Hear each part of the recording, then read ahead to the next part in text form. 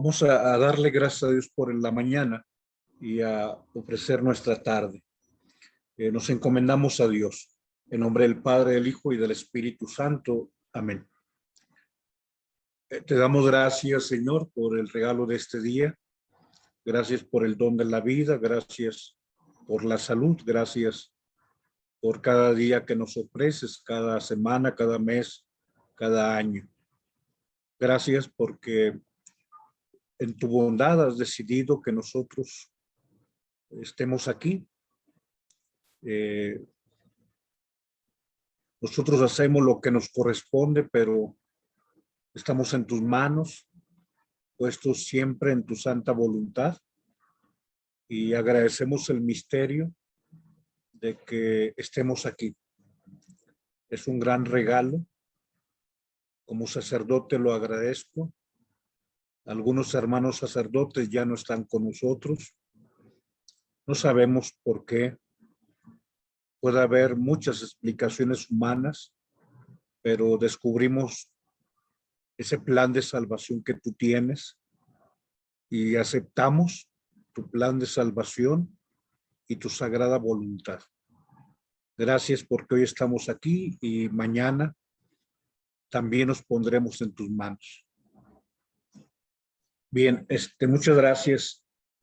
En la mañana hablábamos acerca de la afirmación y la responsabilidad.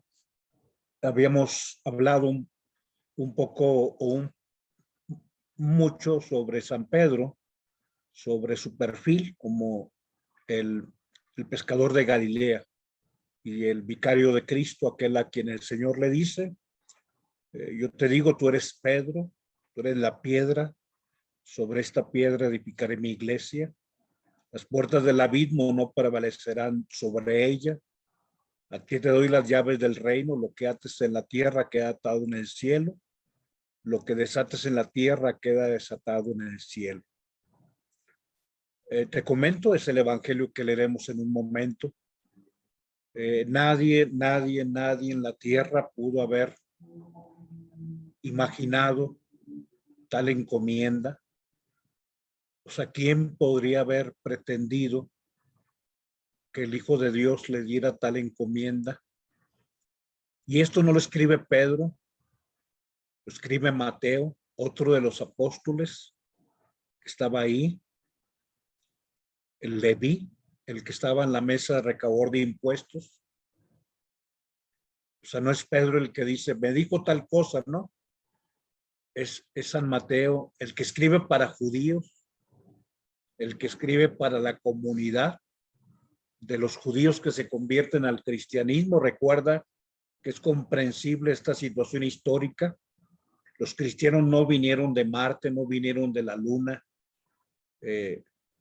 o provenían de la cuna de los judíos, la cuna hebrea, judeocristianos le llamamos, o provenían de la cultura helénico-romana, le llamaban ellos paganos porque no eran del pueblo elegido, pero provenían de algún lugar. Entonces Mateo escribe para los que, habiendo sido judíos, se convirtieron al cristianismo, aceptaron a Jesucristo.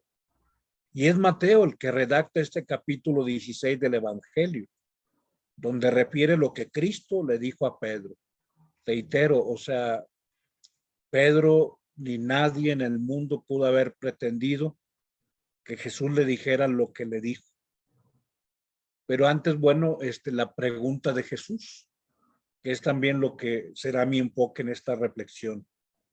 Es un tema que ya hemos meditado, sobre todo porque el texto del primado de Pedro aparece en diferentes momentos, la misma fiesta de San Pedro y San Pablo, el 29 de junio,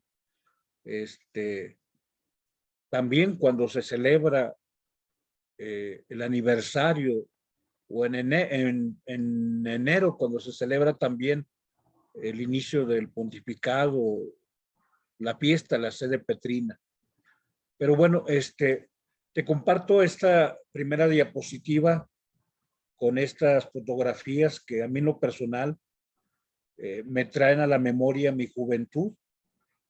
mi tiempo en que discerní entrar al seminario, y quizá por ello son imágenes muy evocadoras, y como dicen los especialistas en lenguaje, aparte de evocar, provoca, evoca y provoca, o sea, genera sentimientos, pensamientos, recuerdos de la vida. Estas imágenes, es un actor, Robert Powell, el que fue el actor en la película de Jesús de Nazaret, de Franco Sefirelli. Pero ¿a quién representa Robert Powell? ¿A quién escenificó en la película? Al más hermoso, a Jesús de Nazaret. Y bueno, hoy en este evangelio que pregunta el Señor, pongo estas imágenes que para mí son muy especiales porque son parte de mi vida y de mi historia y de lo más grande de mi corazón y de mi pensamiento. Adelante, vamos a encomendarnos a Dios. El evangelio, que el Señor esté con ustedes y con tu espíritu. Proclamación del Santo Evangelio según San Mateo. Gloria a ti, Señor Jesús. En aquel tiempo, al llegar a la región de Cesarea de Filipo, Jesús preguntó a sus discípulos: ¿quién dice la gente que es el Hijo del Hombre? Ellos contestaron, unos que Juan Bautista, otros que Elías, otros que Jeremías o uno de los profetas. Él les preguntó: ¿y vosotros, quién decís que soy yo?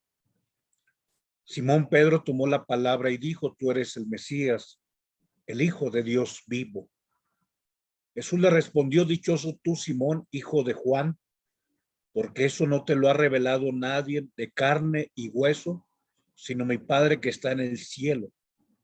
Ahora te digo yo, tú eres Pedro, y sobre esta piedra edificaré mi iglesia, y el poder del infierno no la derrotará.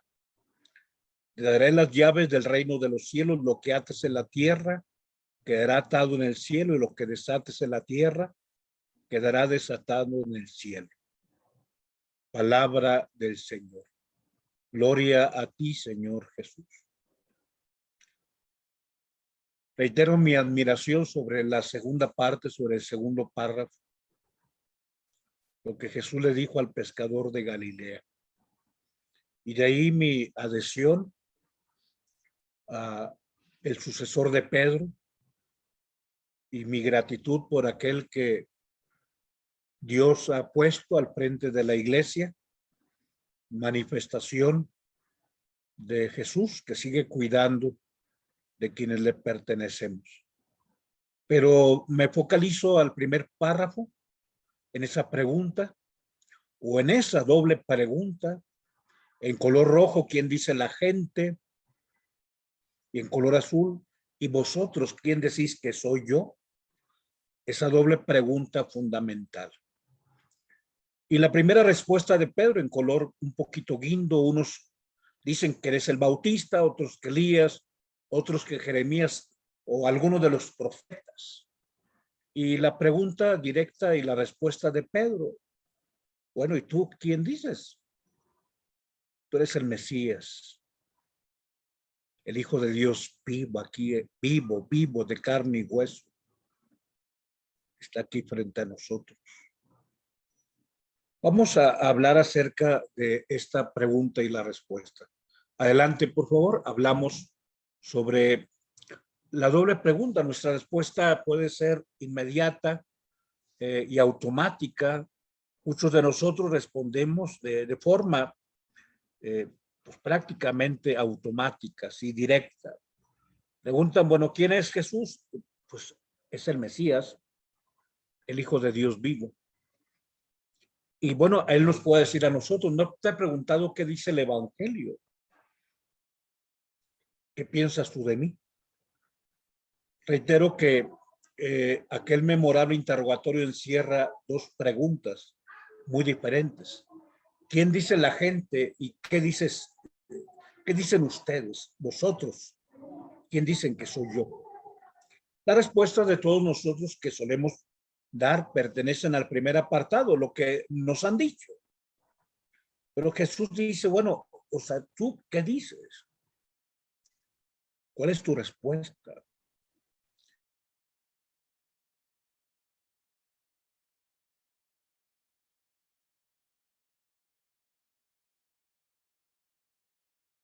Verdaderas, pero que no es exactamente lo que Jesús nos pregunta. Adelante, algunos dicen, bueno, eres el verbo de Dios hecho carne. Adelante, por favor. Y esto lo encuentra uno en el capítulo 1.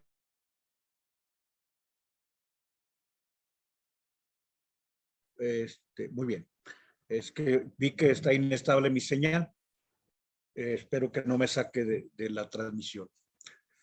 O sea, decir que Jesús es el verbo de Dios hecho carne es verdad.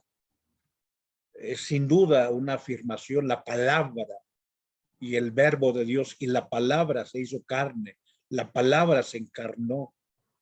Pero bueno, es lo que dijo Juan, capítulo 1, versículo 14, en el prólogo, cuando dice que en el mundo estaba, el mundo fue hecho por él, el mundo no lo conoció. Vino a los suyos no lo recibieron, pero todos los que lo recibieron les concedió el poder llegar a ser hijos de Dios, los que nacieron no de la carne, ni de la sangre, ni de deseo humano, sino por voluntad de Dios, y el verbo de Dios se hizo carne. Pero bueno, es lo que dice Juan. Adelante. Alguien dice, bueno, es que Jesús es el Cordero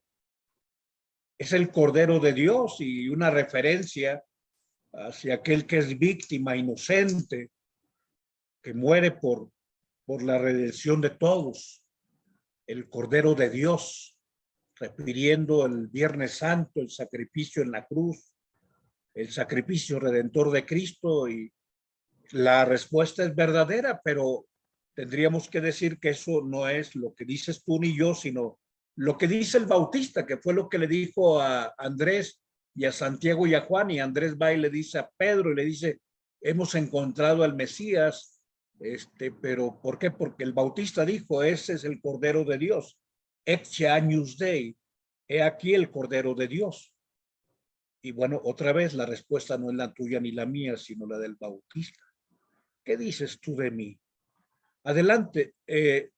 Felipe va a explicarle a el eunuco ministro de Candaces, que estaba leyendo el texto de Isaías 53, donde habla acerca del cántico del siervo doliente, el tercer cántico, varón de dolores. Por sus dolores hemos sido salvados. Ha cargado sobre sí nuestras culpas. Y bueno, el ministro de Candaces le pregunta a Felipe, bueno, ¿de quién dice esto? El texto, el profeta, de sí mismo, de alguien más. Y Felipe le dice, está hablando de Jesús. Jesús es el varón de dolores. Y si tú y yo decimos que Jesucristo es el varón de dolores, estamos hablando de una gran verdad. Pero esto es lo que dijo Isaías, es lo que dijo el libro de los Hechos. ¿Tú qué piensas sobre mí? Adelante. Alguien va a decir, bueno, Jesús es el primero entre muchos hermanos, el primogénito de entre los muertos, refiriendo su poder sobre la muerte, la manifestación y la resurrección. Y otra vez estamos diciendo una gran verdad, pero esto lo ha mencionado San Pablo. San Pablo habla de Cristo, que es el primero entre muchos hermanos, primogénito de entre los muertos, para que todos vayamos un día a la gloria. Pero tú y yo, ¿quién decimos que es Jesús? Adelante, algunos decimos, bueno, es el alfa y la omega. Adelante. Y entonces hacemos referencia a lo que dice el libro del Apocalipsis.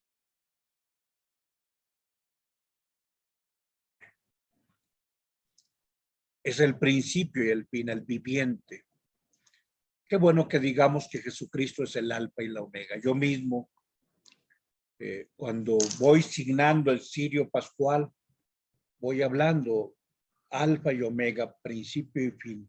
Suyo es el tiempo y la eternidad. O sea, sí, Él es el alfa y la omega. el alfa como la primera letra del alfabeto, la omega como la última letra del alfabeto. Él es el principio y el fin, o sea, Él es el que está antes que todo y el que está al final de todo, o sea, nada es anterior a Él, ni nada será posterior a Él. O sea, es una gran verdad.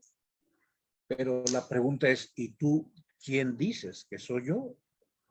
Adelante, y San Pedro nos va a ayudar cuando San Pedro diga que es el justo que murió por los injustos.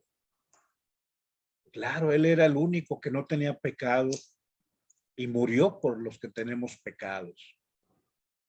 Él no tenía culpa alguna y murió por los que teníamos tantas culpas.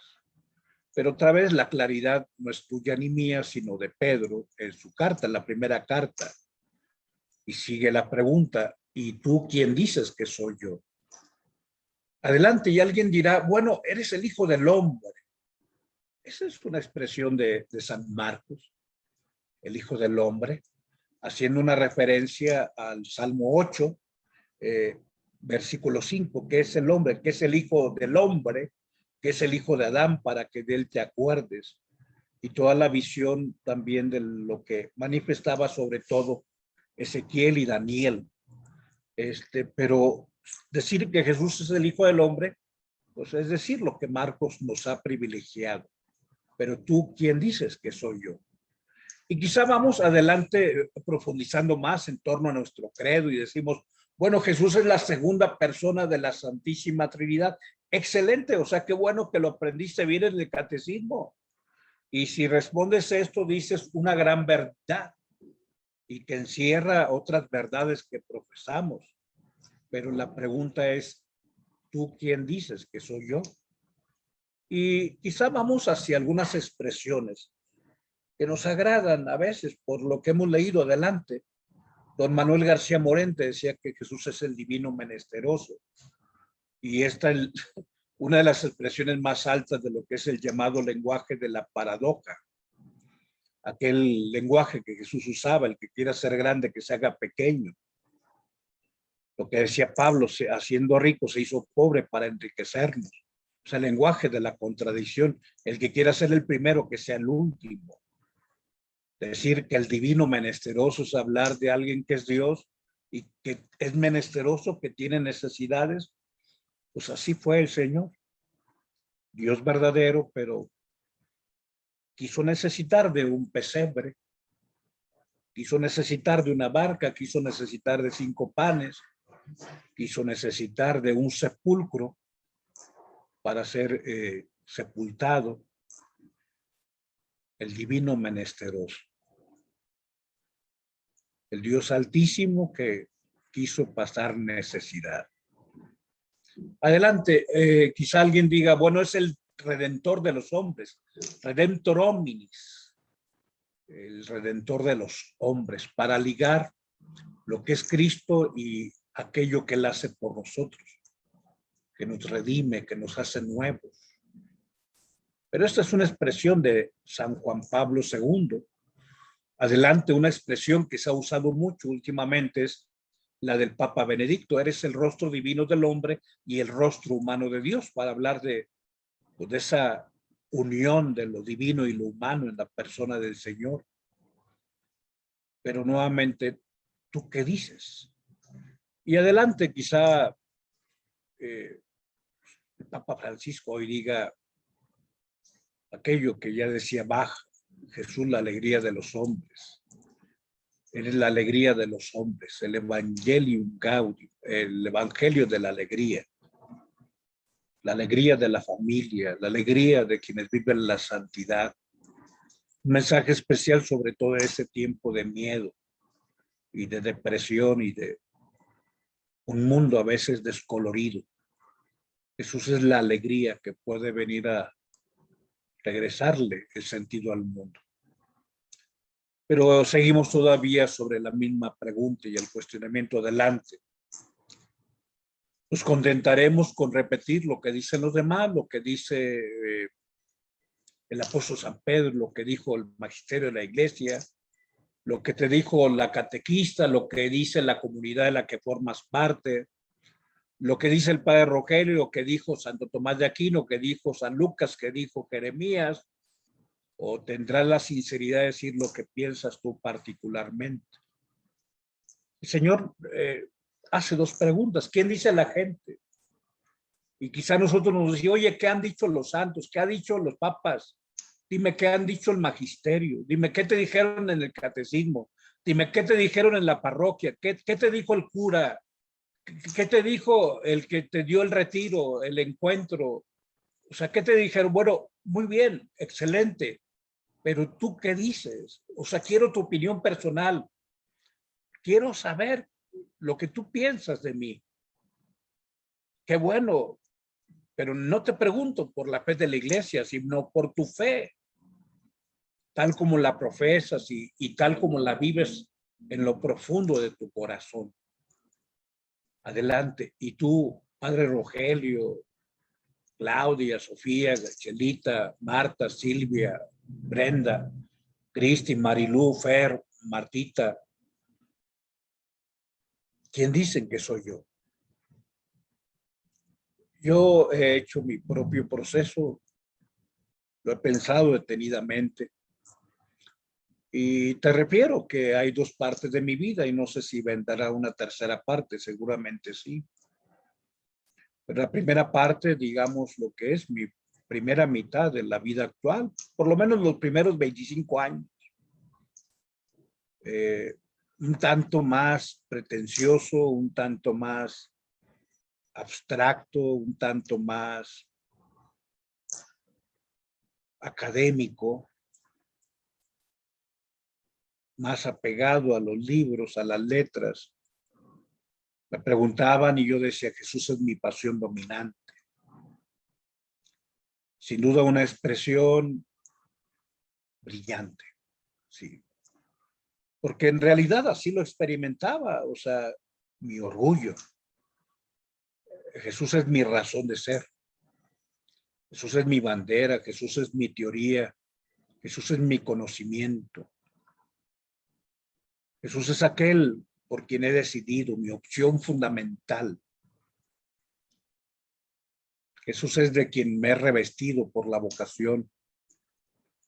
Jesús es aquel a quien por mi consagración expongo como maestro en las aulas y como predicador en el ambón. ¿Quién es Jesús? Es mi pasión dominante. Pero el tiempo pasa y viene la segunda parte de mi vida, ya cuando empiezo a tener el contacto con la vida del ministerio y de la pastoral. Y entonces voy viendo su acción en miles de personas que ven su bondad, que les devuelve la vida, que les saca de la oscuridad, que los levanta de la muerte, que les hace salir al día después de pasar la noche del desconsuelo, que les sobrepone a la postración de algún malestar, que les ilumina sobre el rumbo que tienen que tomar, que les dice, no estás solo, yo estoy contigo. Y que las personas lo experimentan como el Dios cercano, el Emmanuel, el Dios con nosotros, el Dios que no nos deja solo nunca. Y entonces, más allá de ser mi pasión dominante, no hay palabras más claras que decir que Jesús es lo más maravilloso que me ha sucedido, que le ha sucedido al mundo. Adelante, y para ti, ¿quién es Jesús? Recuerda que la pregunta del Señor es doble.